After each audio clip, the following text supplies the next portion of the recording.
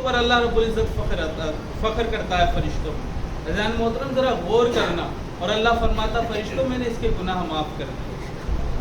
یہ ہے نماز کی اہمیت اور فضیلت کہ بندہ ابھی نماز میں آ کر کے جھکا, اللہ رب العزت کی فضیلت اور اللہ رب العزت کا کرم اس کو اس طریقے سے ڈھانپ لیتا ہے کہ اس کے گناہ معاف ہو جاتے ہیں. ایک شخص تھا بڑا گناہ گار تھا, بڑے گناہ کیے اس نے, بہت سے گناہ کیے, یہاں تک کہ نمازیں چھوڑ دیتا, یہاں تک کہ روزے چھوڑ دیتا, حج چھوڑ دیتا, زکوٰۃ چھوڑ دیتا, بہت سے گناہ اس نے کیے.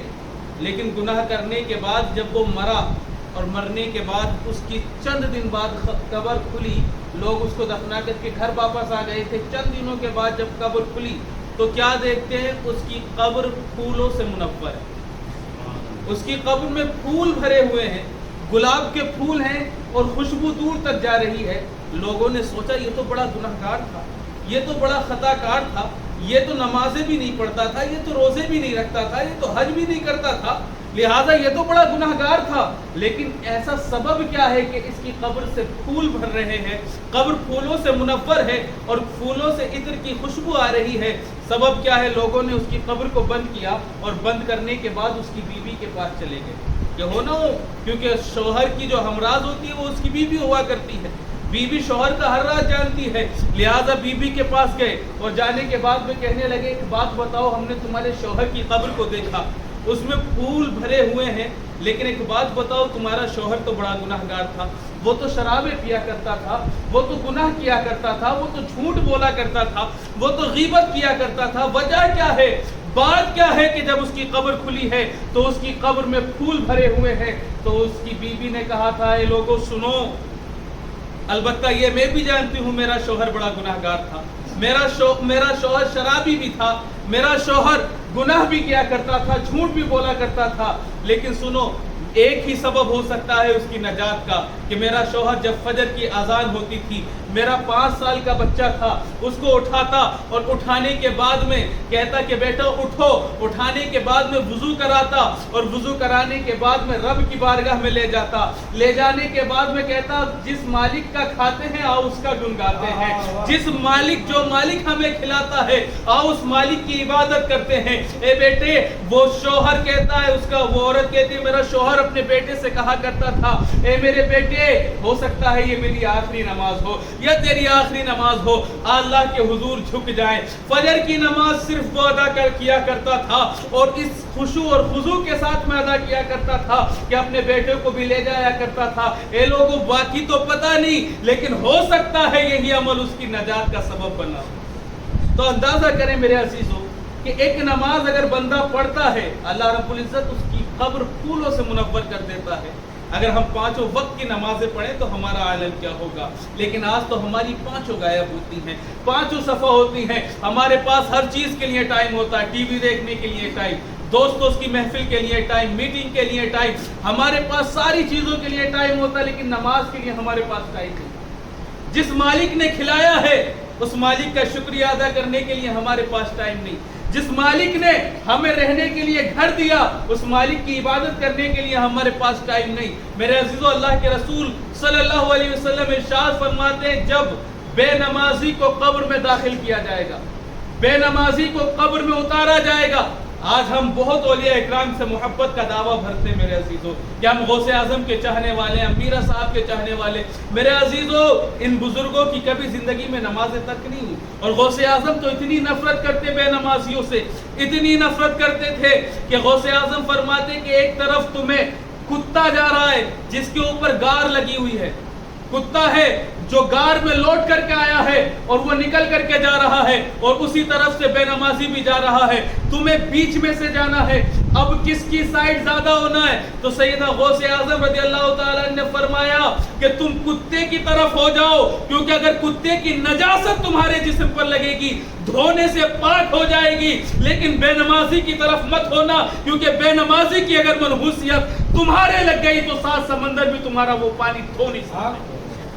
اللہ اکبر, اتنی نفرت غوث اعظم کو کہ کتے کی جانب ہو جانا لیکن بے نمازی کی جانب مت ہونا, کیونکہ کتے کی نجاست تمہارے دھونے سے پاک ہو جائے گی, لیکن بے نمازی کی نجاست 7 سمندر کا پانی بھی اس کو پاک نہیں کر سکتا. اللہ اکبر. اللہ کے پیارے رسول صلی اللہ علیہ وسلم نے فرمایا جب بندہ قبر میں بے نمازی بندہ قبر میں اتار دیا جاتا ہے تو 99 سانپ اس پر مسلط کر دیا جاتے ہیں. 99 اسنیک یعنی 99 سانپ. اور ان کا عالم کیا ہے جو 99 سانپ اس کے ڈالے جاتے ہیں. عزیزان محترم ہم سوچتے ہیں ہماری نماز قضا ہوتی ہے, ہم سوچتے ہیں کہ کچھ نہیں, وقت نہیں ملا تھا, ٹائم نہیں ملا تھا, فرصت نہیں ملی تھی. قبر کے عذاب کو بھی یاد کیا کرو. صحابہ اکرام رویا کرتے تھے اس قبر کے عذاب کو یاد کرنے کے بعد. غوث اعظم رضی اللہ تعالیٰ رویا کرتے تھے, خواجہ غریب نواز رویا کرتے تھے, حضرت عثمان غنی جن کے بارے میں آقا نے فرمایا جسے چلتا پھرتا جنتی دیکھنا ہو وہ میرے عثمان کو دیکھے, لیکن عذاب قبر کو جب یاد کرتے اتنا روتے کہ آپ کی نالیاں بن گئی تھی یہاں پر, اس قدر روتے تھے حضرت عثمان غنی. اللہ اکبر. تو آقا کریم صلی اللہ علیہ وسلم نے فرمایا جب بندہ قبر میں اتار دیا جاتا ہے بے نمازی بندہ تو 99 سانپ اس پر مسلط کر دیے جاتے ہیں. اور 99 کیسے سانپ ہوں گے؟ اس میں سے ایک سانپ کی پاور یہ ہوگی کہ وہ اگر سانپ زمین پر آ کر کے اپنی پھنکار مار دے پہاڑ پر تو پہاڑ ریزہ ریزہ ہو جائے, پہاڑ بکھر جائے. ایسے 99 سانپ بے نمازی کی قبر میں ڈالے جائیں گے. اور بے نمازی کو یہ عذاب کیا جائے گا کہ اگر اس نے فجر کی نماز چھوڑی ہے تو وہ ظہر تک اس کو ڈستے رہیں گے. آپ اندازہ کریں آج اگر ہمارے چھوٹا سا کیڑا کاٹ لیتا نا, چیٹی ہمارے اگر کاٹ لیتی ہے تو ہم بے چین ہوتے, کھجاتے رہتے. اللہ اکبر. کبھی کسی زہریلے کیڑے نے بھی کاٹا ہوگا, اللہ نہ کرے کسی کے کاٹے, لیکن میرے کاٹا ہے بچھو نے, مجھے پتا ہے اس کی شدت کا کیا عالم ہوتا, پوری رات نیند نہیں آئی تھی. میرے عزیزو ذرا غور کرنا کہ اگر دنیاوی کیڑا کاٹ لے ہماری نیندیں برباد ہو جاتی ہیں, ہمارا سکون برباد ہو جاتا ہے, ہمارا چین برباد ہو جاتا ہے. قبر کی تنہائی میں پڑے ہوں گے, نہ باپ پاس ہے, نہ بھائی پاس ہے, نہ بہن پاس ہے, نہ ماں پاس ہے, کوئی پرسن حال نہیں ہے. میرے عزیز ایسے عالم میں اگر سانپ ہمارے کاٹے, بچھو ہمیں ڈنک مارے تو ہمارا عالم کیا ہوگا؟ ایک لمحے کا عذاب ہم برداشت نہیں کر سکتے.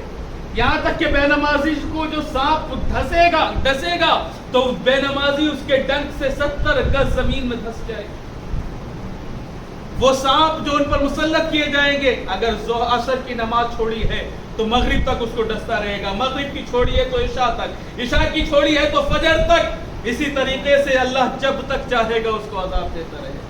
پناہ مانگے ایسی قبر کے عذاب سے. میرے عزیزو اللہ کے پیارے رسول صلی اللہ علیہ وسلم نے قبر کے عذاب سے پناہ مانگنے کا حکم بھی دیا, اور یہاں تک فرمایا قبر کے عذاب کے بارے میں اگر تمہیں بتا دوں تو تم اپنے مردوں کو دفنانا چھوڑ دو. تو اللہ رب العزت سے دعا ہے مولا ہمیں ایسے قبر کے عذابوں سے بچائے. مولا ہماری جو نماز قضا ہو گئی مولا ہم معافی مانگتے ہیں لیکن آئندہ نہیں چھوڑیں گے, ایسا عہد کر لیں اپنے دل میں. اللہ رب العزت آپ یہ نہ سوچیں کہ بزنس میں نقصان ہو جائے گا, کام میں نقصان ہو جائے گا. میں نے پہلے بھی عرض کیا ہوگا کہ جو اللہ کے کاموں میں لگ جاتا ہے اللہ اس کے کاموں میں لگ جاتا ہے.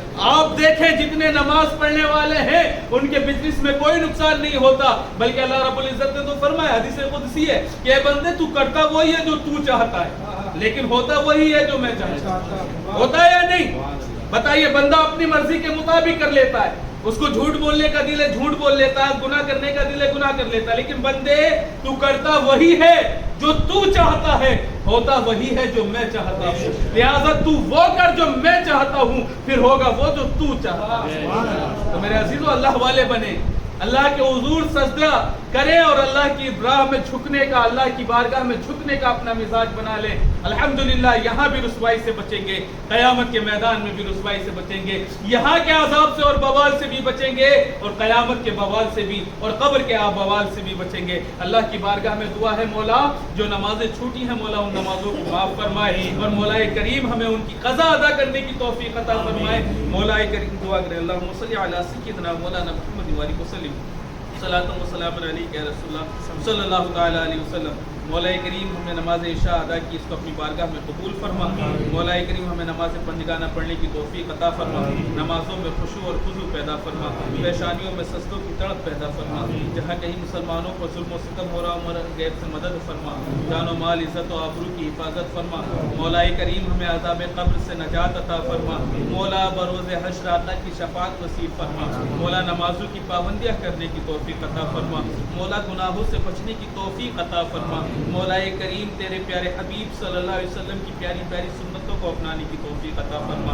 مولا کریم ہم تمام حاضرین کی دلی جائز تمناؤں کو پورا فرما. مولا ہم میں جو بیمار حال ہے ان کو بیماری سے نجات عطا فرما, جو پریشان حال ہے ان کی پریشانی کو دور فرما, جو بے روزگار ہے انہیں اچھا روزگار عطا فرما.